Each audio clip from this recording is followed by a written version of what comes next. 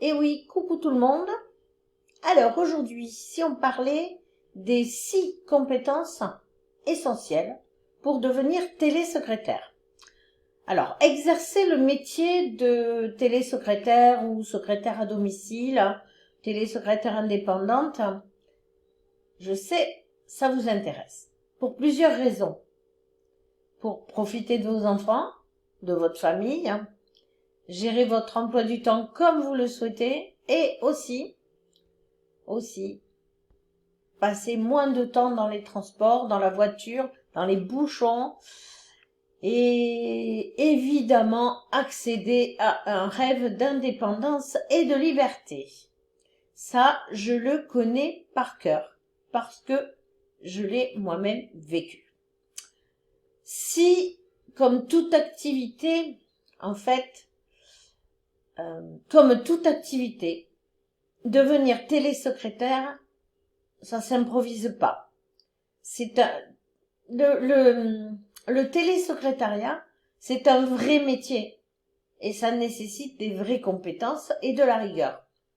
Donc, ça implique aussi d'être une excellente secrétaire, d'avoir un sens de l'organisation sans faille, mais aussi l'esprit d'entreprendre. J'y vais. Alors, on commence. La télésecrétaire, elle possède le sens de l'organisation. Pour devenir une télésecrétaire incontournable, on va dire qu'il faut impérativement posséder le sens de l'organisation. Parce que vous allez être amené à jongler avec plusieurs clients. Ces clients, ils vont appartenir à des univers complètement différents. Il y en a un qui va être médecin, l'autre qui va être avocat, l'autre qui va être géomètre, l'autre qui va être commerçant, artisan. Les missions qui vont vous être confiées, ça va être, alors par exemple, la gestion d'un agenda pour un avocat, la permanence téléphonique avec la prise de rendez-vous pour un cabinet médical, de la rédaction de courrier, de suivi administratif, d'appel d'offres plutôt, c'est ça que je voulais dire, d'appel d'offres pour une entreprise du bâtiment. Et tant d'autres.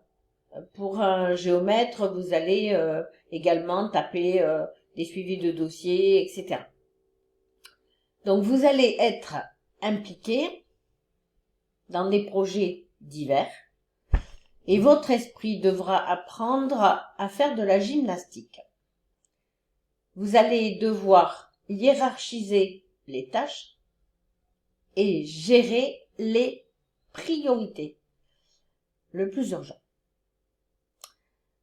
La deuxième compétence, c'est que la secrétaire indépendante ou la télésecrétaire indépendante, il faut qu'elle soit la reine du self-control. Alors, que dire sur le self-control? Eh bien, même quand on travaille à distance, on représente l'image de l'entreprise pour laquelle on travaille. Donc, il faut un excellent relationnel. C'est indispensable. Au téléphone, vous devrez comprendre rapidement la problématique de votre interlocuteur et vous devrez agir efficacement en lui proposant une solution. Alors, vous devrez arborer votre plus beau sourire, car oui, le sourire s'entend au téléphone. Vous saurez également faire preuve de maîtrise de vous. La maîtrise de soi est importante. Vous allez entendre de tout au téléphone. Ça désinhibe le téléphone. Donc, vous allez sûrement être bousculé par des clients indélicats ou carrément, on va le dire, carrément insupportables. Mais vous devrez apprendre à garder votre sang-froid. Il est humain de perdre patience. Alors, c'est normal. Face à des personnes impolies, vous devrez, face à des personnes impolies, vous ne devez pas prendre pour vous ce qu'il dit. Voilà. Donc, si vous ne le prenez pas pour vous, vous allez évidemment prendre du recul, prendre de la hauteur. Ça me va bien, moi qui suis petite, de dire de prendre de la hauteur. Ensuite, le troisième, c'est que la secrétaire ou la télésecrétaire, il faudra qu'elle maîtrise l'outil informatique. Alors, bien sûr, il y en a des outils, Google Drive, Excel, Word, Canva, WeTransfer, et tant d'autres, toutes les messageries, etc. Bon, c'est du chinois pour vous? Ah bah si c'est le cas, il va falloir vous y mettre, hein. Et il va falloir mettre les mains dans le cambouis. Parce que autant vous aurez des logiciels et des applications différentes selon les clients. Chacun utilisera, il y en a un qui va utiliser Dropbox, l'autre ça sera plutôt OneDrive, l'autre ça sera Google Drive. Donc là, il va falloir vous y mettre. La maîtrise de l'outil informatique, c'est incontournable. Il va falloir savoir se réparer un minimum l'ordi qui veut pas démarrer, l'imprimante qui bug, et tout ça, ça va être des petits suppléments qui vont agacer dans la journée. Et maintenant, en plus, il y a tout ce qui est le dématérialisé. Donc, les agendas en ligne, les visioconférences, les formations à distance, les fichiers lourds qu'on envoie par WeTransfer, Dropbox. Oula. Alors, si cela vous hérisse le poil, si vous ne supportez pas ça, prévoyez tout de suite un plan B. Dans le cas contraire, cette compétence, c'est un atout. Et c'est surtout qu'il va falloir apprendre à les maîtriser, les logiciels. C'est pas eux qui commandent, c'est vous. Parce que vos clients vont travailler sur leur propre logiciel.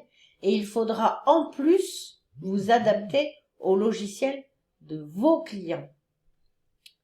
Et si on passait à la quatrième compétence essentielle, que j'aurais dû mettre même en premier, c'est qu'il va falloir avoir un français irréprochable.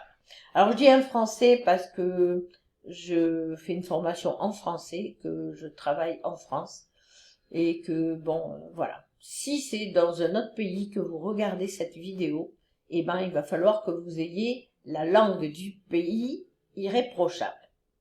Alors, si vos yeux saignent lorsque vous voyez écrit ça va, S-A-V-A, sur les réseaux sociaux, alors tant mieux parce que c'est bon signe.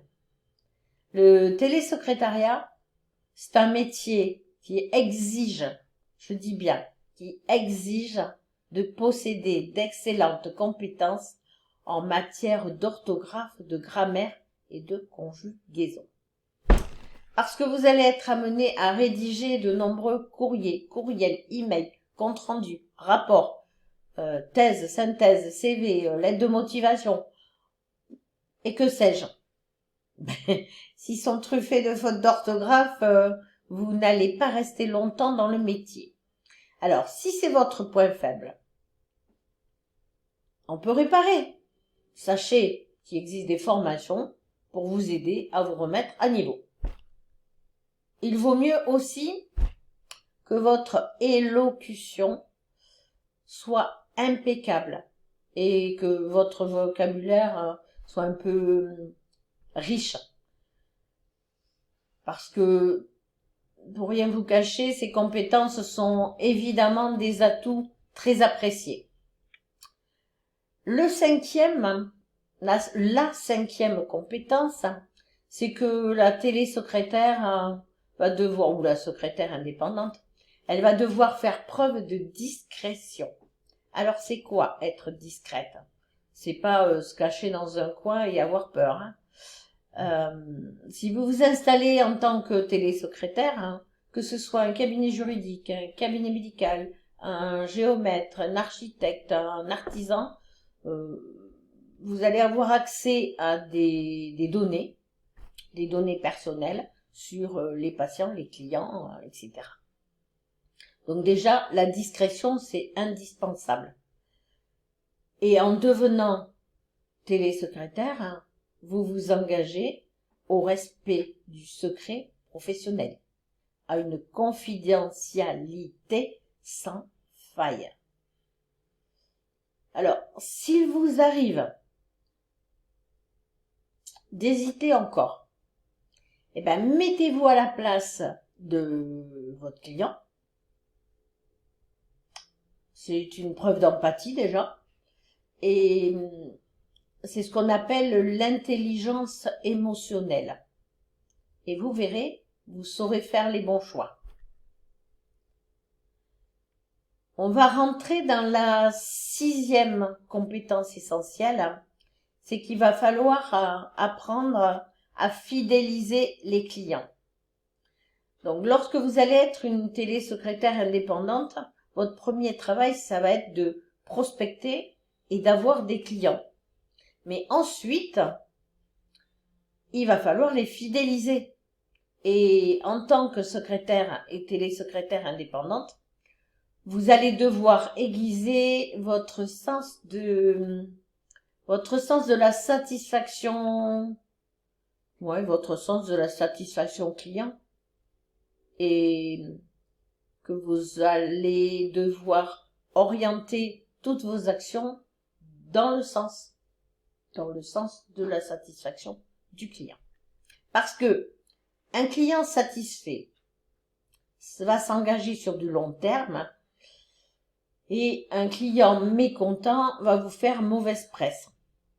Donc, on dit toujours qu'un client content le dit à 10 personnes. Non, on recommence. Un client content le dit à 5 personnes. Un client mécontent le dit à 10 personnes. Donc, autant qu'il soit content, c'est mieux. D'autre part, soyez toujours à l'écoute des besoins de vos clients. Sachez anticiper ce qu'ils désirent.